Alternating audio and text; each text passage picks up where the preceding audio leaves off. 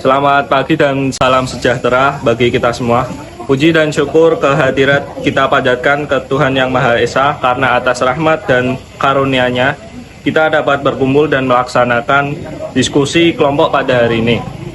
Pada kesempatan kali ini kami akan membahas topik yang sangat penting dan relevan dalam kehidupan bangsa dan bernegara, yaitu kasus-kasus korupsi yang dibawa ke pengadilan.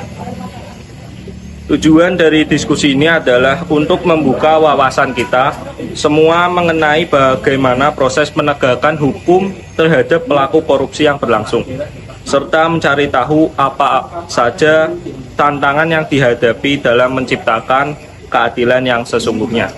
Kami berharap diskusi ini dapat memberikan gambaran yang lebih dalam serta menjadi bahan refleksi bersama untuk mendukung pemberantasan korupsi di Indonesia.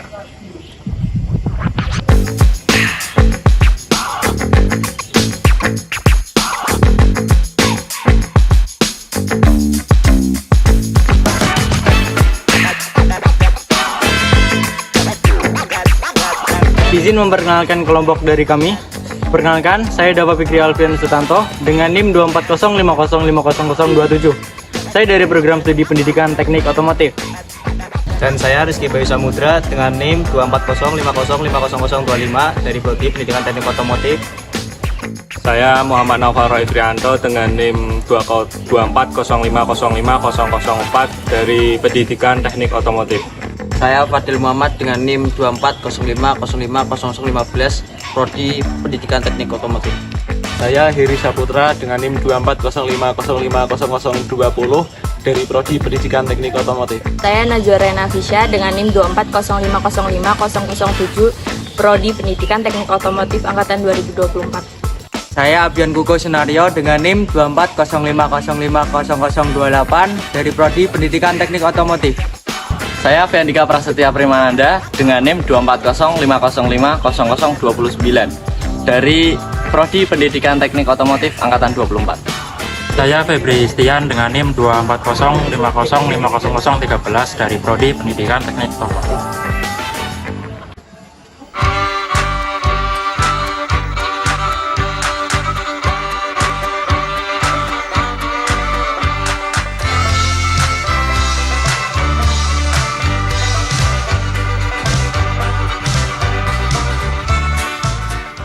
Selamat siang teman-teman.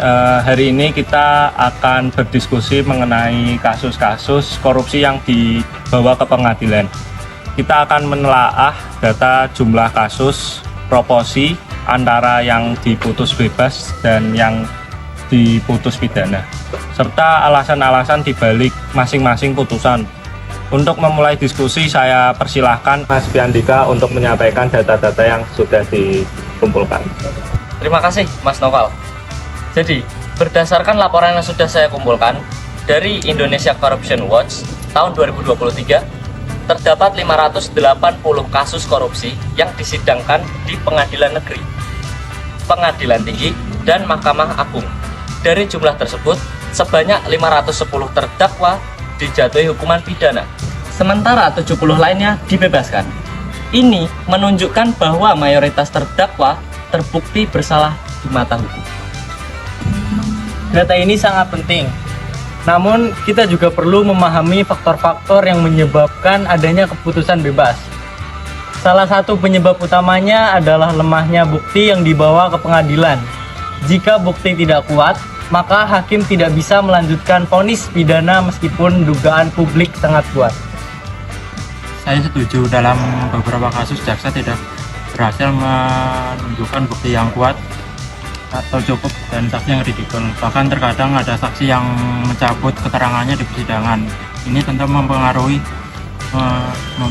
bukti tersebut tidak sah. Di sisi lain, kita juga tidak bisa menutup mata terhadap kemungkinan adanya intervensi dari pihak luar. Dalam beberapa kasus, terdakwa merupakan tokoh politik atau pejabat tinggi yang memiliki koneksi kuat. Pengaruh seperti ini bisa mempengaruhi independensi hakim atau jaksa. Memang benar ini. Namun kita juga harus menghargai proses hukum. Ada kalanya terdakwa benar-benar tidak terbukti salah.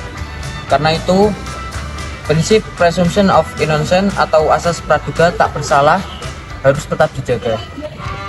Saya ingin menyoroti bahwa dalam beberapa kasus besar seperti kasus EKTP atau korupsi bansos, terdakwa dijatuhi hukuman berat karena alat bukti kuat dan ada tekanan publik yang besar. Ini menunjukkan bahwa penegakan hukum bisa berjalan efektif jika didukung oleh pengawasan masyarakat dan media. Namun demikian, banyak juga kasus korupsi skala kecil di daerah yang justru tidak mendapatkan perhatian publik. Disinilah pentingnya peran media lokal dan LSM dalam memantau jalannya proses hukum agar tidak ada diskriminasi antara kasus besar dan kasus kecil. Saya ingin menambahkan soal putusan bebas. Terkadang vonis bebas terjadi karena jaksa terlalu fokus pada satu jenis bukti saja, seperti keterangan saksi, tanpa memperkuat dengan dokumen atau bukti digital. Kejahatan korupsi adalah kejahatan yang kompleks, jadi pendekatan pembuktiannya juga harus canggih dan menyeluruh. Betul, Kuko. Dan dalam banyak kasus, kita juga melihat adanya upaya pengembalian kerugian negara sebagai faktor yang meringankan hukuman. Ini penting, tetapi tidak seharusnya menjadi alasan untuk memberikan hukuman yang ringan. Saya setuju. Hukuman ringan bisa mengurangi efek jera.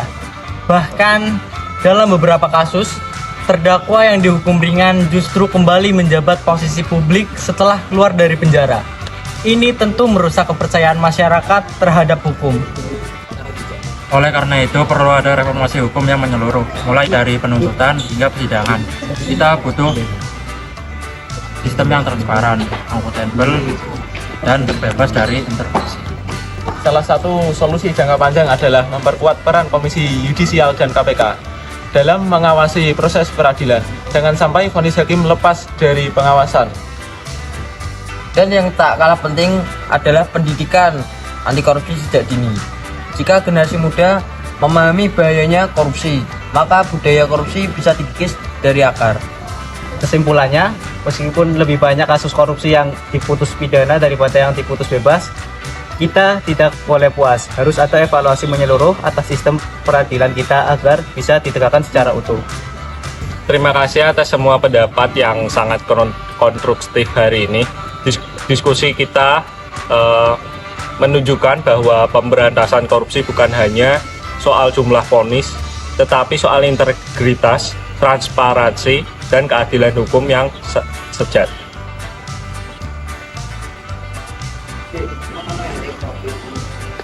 Demikian diskusi hari ini. Kami ucapkan terima kasih. Wassalamualaikum warahmatullahi wabarakatuh.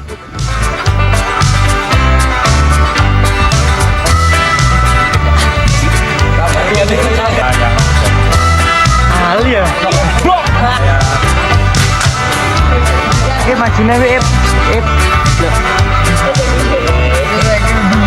Ayo. Terdakwa, Mas. Kamu berapa? Dan saya mau yang lucu nih kan. Coba ini.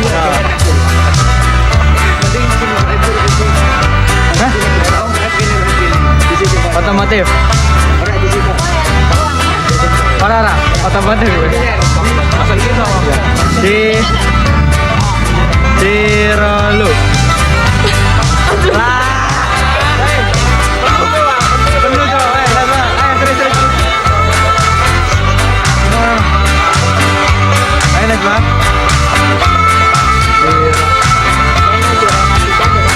Hari